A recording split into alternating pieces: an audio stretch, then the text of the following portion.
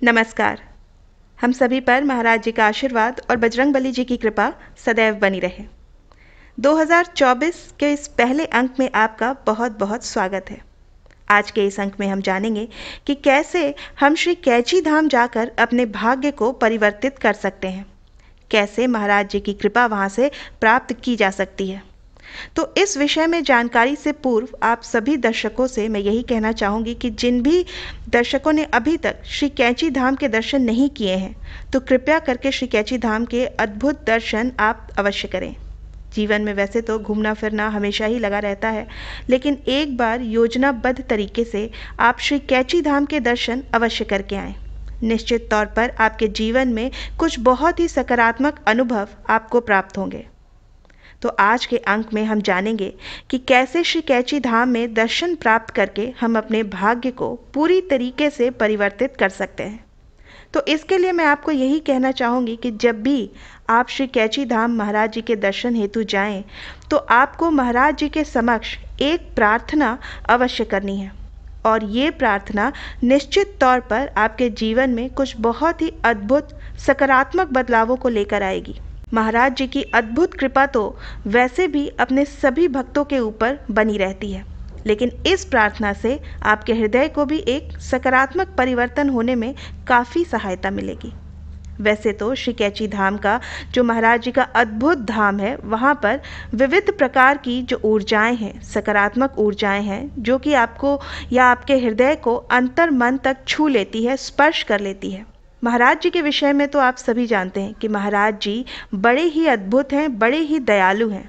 महाराज जी कभी किसी भी अनन्य भक्त के आंसू, उसके दर्द को, उसकी परेशानियों को अनदेखा कर ही नहीं सकते। तो महाराज जी के जितने भी भक्त हैं, वैसे तो महाराज जी को पुकारने मात्र से ही महाराज जी उनके जीवन में प्रवेश कर लेते हैं और उनकी सभी परेशानियों का हरण करते हैं। महाराज जी बड़े ही अंतर्यामी हैं। आप सभी के हृदय में जो भी बात है वो स्वतः ही महाराज जी तक पहुंच जाती है, और जीवन में जो भी भक्त महाराज जी से जुड़ता है, उसके जीवन में वैसे ही अद्भुत अनुभव होने प्रारंभ हो जाते हैं। भले ही हम उन अनुभव को प्रत्यक्ष रूप से समझ नहीं पाते, लेकिन धीरे धीरे जैसे जैसे हमारा जुड़ाव महाराज जी से होने लगता है, और वैसे तो मैं यही कहूँगी कि महाराज जी की इच्छा के द्वारा, या महाराज जी जब तक उनकी इच्छा नहीं होगी तब तक कोई भी व्यक्ति, कोई भी भक्त महाराज जी के समीप जा ही नहीं सकता। इसमें भी महाराज जी की स्वयं की इच्छा होनी चाहिए। देखिए, आपका जुड़ाव तब तक महाराज जी से नहीं हो सकता जब तक महाराज जी स्वयं ही आपका चुनाव ना कर लें। और जो भी भक्त महाराज जी से मिलने की बड़ी ही घनिष्ठ इच्छा अपने मन में रखता है, या जो भी लोग महाराज जी के दर्शन पाने के लिए प्रयास कर रहे हैं, उसमें भी महाराज जी की ही इच्छा है। उनकी इच्छा से ही आप ऐसा कर पा रहे हैं। और ये महाराज जी का ही एक अद्भुत कथन है कि हम अपने भक्तों का स्वयं चुनाव करते हैं। इसलिए जो भी भक्त आज महाराज जी के दर्शन के लिए प्रयासरत हैं, महाराज जी के धाम जाने के लिए इच्छा हृदय में संजोए हुए हैं, या महाराज जी की शिक्षाओं के अनुरूप वो अपने जीवन में कार्य कर रहे हैं, या महाराज जी की शिक्षाओं पर चलते हुए समाज में अपनी जिम्मेदारियों को संभाल रहे हैं, तो ये जितने भी कार्य हैं, इसमें आपकी इच्छा नहीं चल रही है। इसमें महाराज जी की सद्बुद्धि है, उनकी मर्जी है, और आपके ऊपर महाराज जी की बहुत बहुत कृपा है। महाराज जी स्वयं ये चाहते हैं कि आपके द्वारा ये कार्य हो, तो ये सब कुछ उनकी इच्छा से ही हो रहा है। इसलिए मैं आपको यही कहूँगी कि महाराज जी से जब आप जुड़ते हैं, तो उस अनुभव का जो व्याख्यान है ना, वो आप कभी भी अपने शब्दों में कर ही नहीं सकते।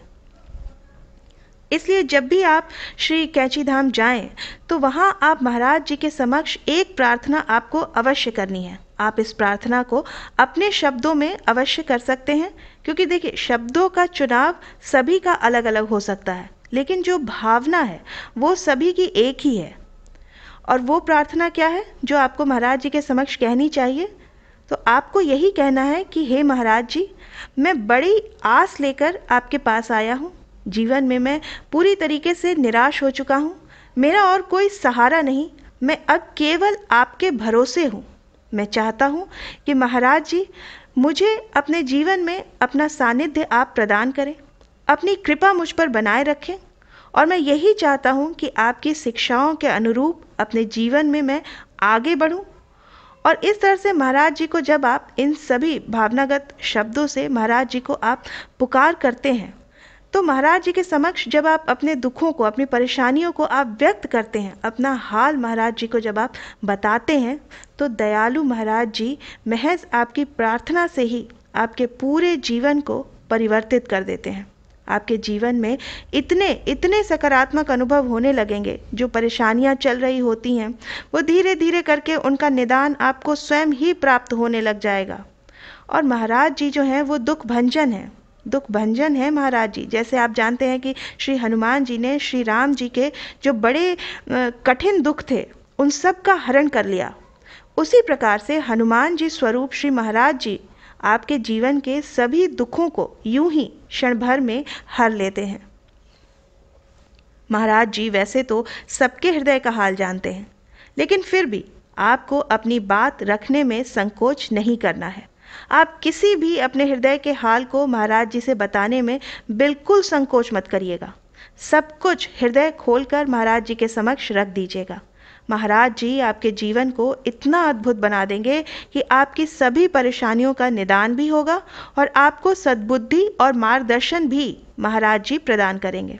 और सबसे अद्भुत बात जो है कि अध्यात्म में आपको इतनी रुचि बढ़ जाएगी कि आप श्री राम जी को, श्री हनुमान जी को और जितने भी हमारे धर्म ग्रंथ हैं उनके अध्ययन में आप पूरी तरह से समर्पित होने के लिए आपका हृदय जागृत हो जाएगा।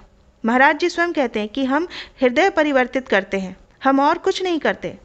जो भी हमारे पास आता है हमारे दर्शन के लिए, हम उसका हृदय परिवर्तित कर देते हैं। और हृदय परिवर्तित जिस व्यक्ति का होगा उसका संपूर्ण जीवन बदल जाएगा, आपका संपूर्ण भाग्य बदल जाएगा। क्योंकि भाग्य बदलने का जो सबसे बड़ा कारक होता है वो हृदय का परिवर्तन होना ही है। जब तक आपका हृदय परिवर्तित नहीं हो रहा तो आपका भाग्य भी पूरी तरीके से नहीं बदल सकता। आप जीवन में प्रयासरत जरूर रह सकते हैं, आपके कर्मों के द्वारा आपको फल अवश्य मिल सकता है, लेकिन भाग्य का होना भी साथ में बहुत बड़ी बात है। तो इसलिए महाराज जी को किस्मत बदलने वाले बाबा जी भी कहा जाता है। यही कारण है जो मैंने आपको बताया कि संकोच नहीं करना है। अपने हृदय की बात बताने में आप बिल्कुल घबराएं नहीं, क्योंकि आप महाराज जी के समक्ष नहीं कहेंगे तो आप फिर और किससे कहेंगे। देखिए, दुख बताने के लिए जीवन में एक आध्यात्मिक गुरु का होना बहुत ही आवश्यक होता है। जिसके जीवन में उसके गुरु का साथ उसके पूरे जीवन में है, तो ऐसे मार्गदर्शन से ही जीवन में आगे बढ़ा जा सकता है। जैसे कि आप सभी जानते हैं कि जब हम शिक्षा लेते हैं तो शिक्षा प्राप्त करने के लिए भी जीवन में एक गुरु की परम आवश्यकता होती है, क्योंकि ये हमारे शास्त्रों में भी कहा गया है कि बिन गुरु के ज्ञान नहीं है। तो इसलिए जीवन में गुरु का होना परम आवश्यक है।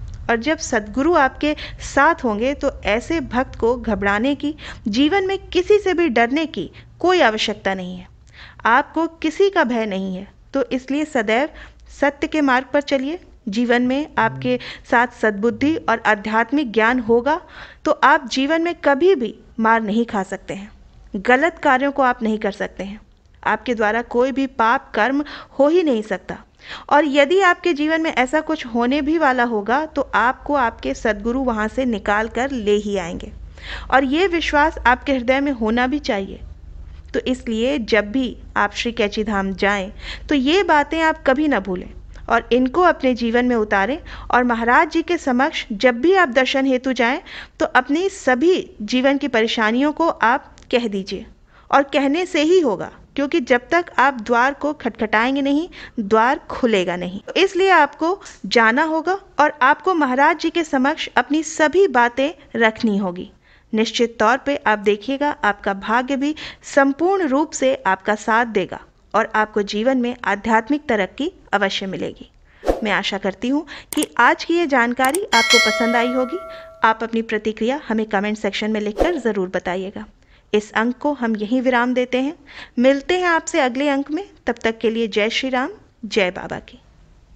राम हरे हरे हरे कृष्णा कृष्णा कृष्णा हरे कृष्णा कृष्णा हरे कृष्णा कृष्णा कृष्णा कृष्णा कृष्णा कृष्णा हरे राम राम राम हरे राम राम राम हरे राम राम राम हरे राम राम